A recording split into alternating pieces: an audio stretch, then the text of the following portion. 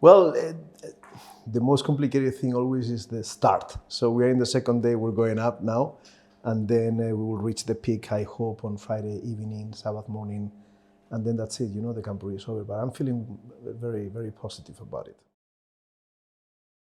It's nice, because some delegations have come for the first time with a huge number of participants, and that shows us that at least this sense of community, we can see it in these events, and it's beautiful to be the difference in colors and in flags, and it's so nice to see the kids, going around having fun and enjoying the time. And then the most important thing is what happens during the night, the night in the morning, the messages, at least for us as organizers. Of course, I mean, it's like home. If you had the possibility to go to a place that is part of your family, kind of, it's beautiful. A lot of friendly faces, a lot of friendly people. You can talk with everybody, ask whatever. And I mean, it's nice. So I wish, I'm not talking just about Friedensau, but I wish that in the future we will have the possibility to do these kind of events in our own places. It feels different. Well, I've been so many years involved with this ministry, with the Pathfinder. I think since even I was not even a pastor. My mom, when I was a kid, I participated in the Pathfinder ministry. I mean, she was the director of the Pathfinder club in our church for several years. And then when I grew up and I couldn't be part of the club anymore, I got involved in helping. And then I decided to study theology, and I've been always been involved with the youth and with the Pathfinders. And then I went to the US and I became the Pathfinder leader. And what I've seen in this movement, when you live it, what I've seen in this movement is the movement that attracts more families to the church, and is the movement that brings more baptisms and believers to the church. So for me, is the best ministry.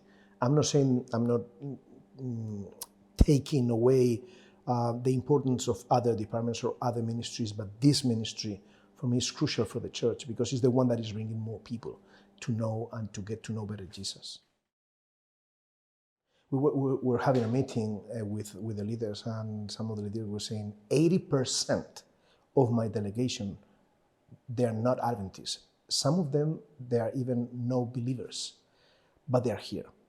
So yeah, every time we try to dream of or prepare, organize, not just the logistics, but the program that is behind, we always have this in mind, and it's a huge responsibility. And the only way this can achieve something is if it has been led by Jesus. That's the only way. Well, the day starts with breakfast, of course, but a morning devotional. And for that morning devotional, they are divided into different areas in which they can do different activities. And those areas are divided in these activities by things you can do. And we have crafts and we have spiritual activities. We have a little bit, as you mentioned, a holistic a view of everything they can do during the morning and in the afternoon. They go there, they do some workshops, they participate in activities, and they earn in those activities as you go. We call them talents, little pieces of plastic, and they have to decide in the evening activities and also in Friday, they have to decide how I am going to use this. We're trying to teach them life, and not only life, because when you get something, then you have the responsibility to use it wisely. And we give them two options. The one option is you can use it for your own fun, and it's okay. But then they have another option that for us, that's what we dreamt of when we organized the first Camporee in Portugal, and it was actually a great success. We want to involve them in mission. So you can decide on spending those talents for yourself, or you can use them to donate them for a program that ADRA, that is our kind of ministry that deals with helping people in a very strong way, has found, and it's Kids Helping Kids. And we help in Portugal in a project called Sao Tome, and this one we're going to Ethiopia. That one was helping the kids to give other kids the possibility of being educated, and now we're trying to tell the kids that you can help other kids to get health. So we're going to help a hospital in Ethiopia. So we want them to get involved in mission. Yeah, because we don't, you go to the Bible and it's very difficult. I mean, I cannot separate being a follower of Jesus Christ and not helping others. I don't think you can be complete in your journey with Jesus if you don't care about others, if you don't try to do something for others. So when we can do something and teach them, this from almost from the cradle, from the beginning, I think we're teaching them how to be good followers of Jesus. And that's the main idea behind actually all the structure of the program. Well, to try to, because we know that a lot of kids that are coming from different countries, they are not Adventists. And Jonatan Contero, he's working in a church that is trying to do ministry in a different way. So he could be a very good speaker to get to the center of their hearts with a message that will not drive crazy anybody. It's a simple, direct, and easy to understand to those who do not know or do not believe. Oof, yeah. That's something that you cannot achieve in one meeting. That is something that you cannot achieve in 2 meetings. At least what I've seen, what I experienced in the youth ministries department, this is not just a ministry. It's a family. I know each one of the leaders. I have a personal relation with each one of them, but it's not just me with them. Among them, they know each other, they love each other, they respect each other. So when we try to put together a program, it's not a program for the group that will, or we can think they can command. No, it's a program that tries to involve all the cultures, and it's not easy, I can tell you, because there's always something that will. But at the end of the day, there's respect and there's love.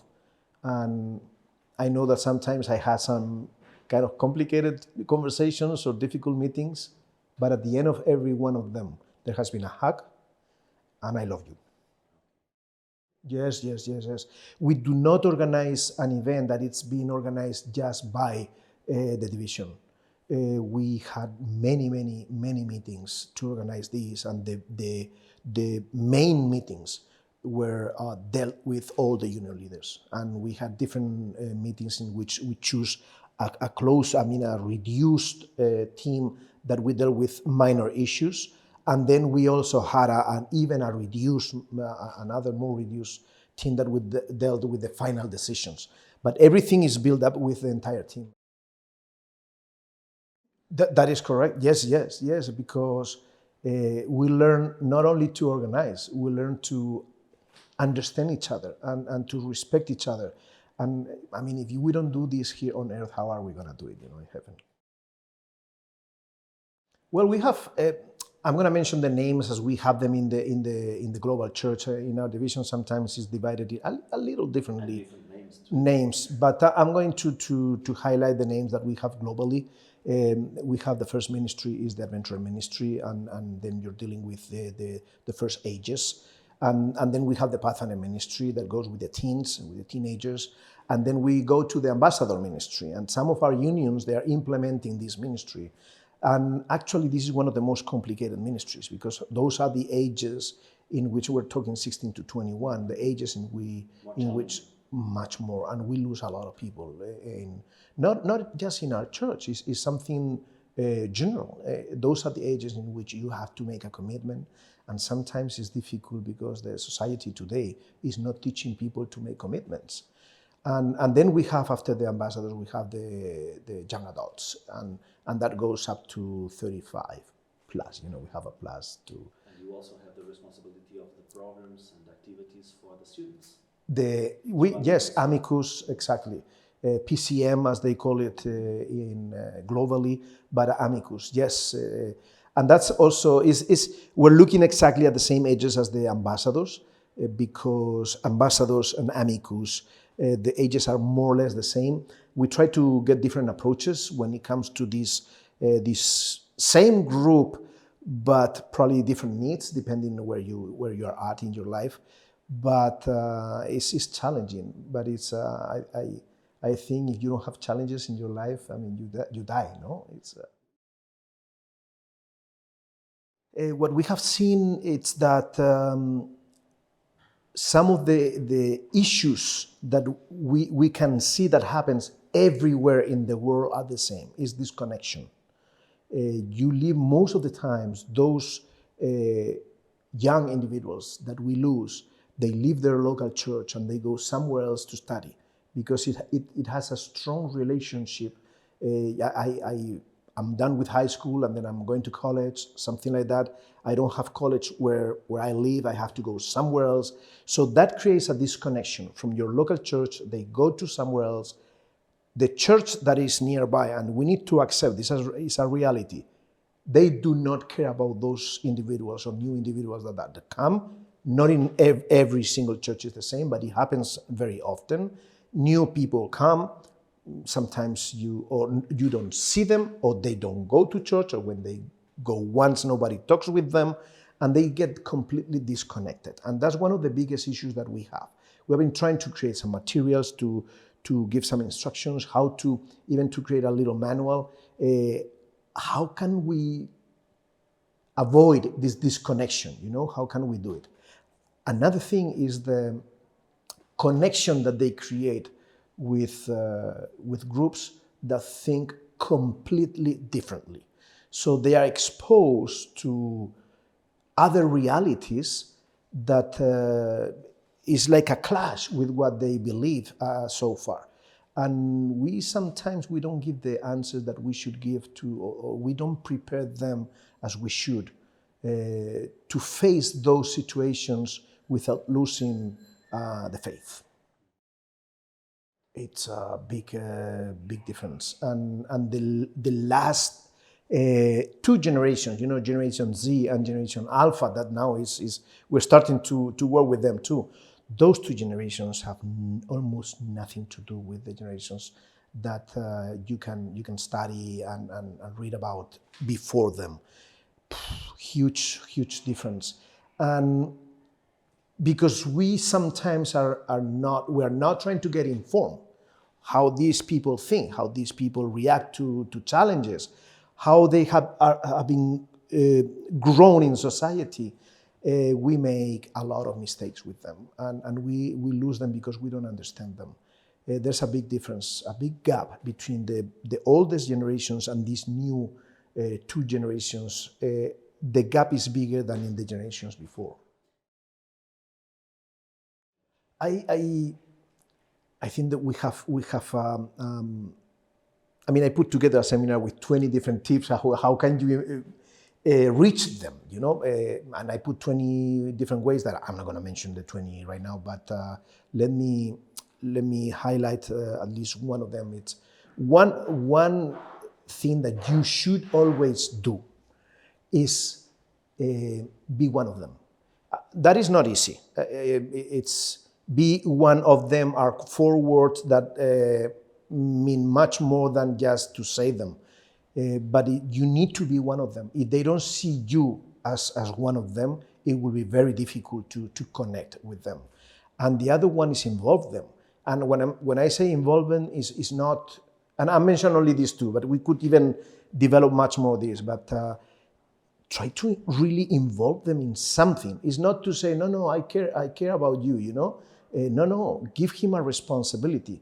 And I know that sometimes they will not respond as we expect, but give him a second opportunity or third opportunity, but give them something they are good at to do. And then you create already this connection that will be much more difficult to break. Oof. Parents, be patient, understand your kids. It's a difficult journey. I have two Generation Z at home. I have two daughters. They're both Generation Z at home. You need to be patient. You can not use methods that we used in the past. You need to be patient with those kids. You need to love them, no matter what decisions they make in life.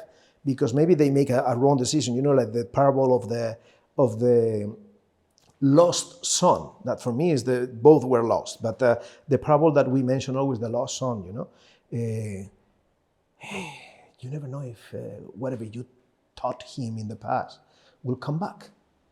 So love them, give them Jesus every time you have an opportunity to, and do not criticize them because of the choices they make. And that will be for the parents. To the kids. It's more complicated because I'm not on that age yet, but I will tell them, if you get an opportunity to serve, take it. If you get an opportunity to get involved, take it. Do something, and your life will change. Yes. Next year we're going to have two interesting events. The first one is going to be Pulsemit, and that's training for leadership. And we will have it in Germany. We'll come back to Germany, not here, to another place, but we'll have training for leadership. And then we will have Amicus. And I invite everybody to come if they can take the time. Both activities are going to be excellent. The first one, we're going to try to have a real good, nice approach to the kingdom of God, the kingdom of heaven. And in the second one, in Amicus, what we're going to try to do is to have an intense way of connecting with God and the Bible, studying the Bible with two good friends that come from the United States. I would like to say something, not to the young people right now. I would like to say something to maybe the pastors that are listening. Don't give up. Even if ministry becomes difficult, keep on going. He will give you the strength because sometimes the road is difficult, but with Jesus, everything is achievable.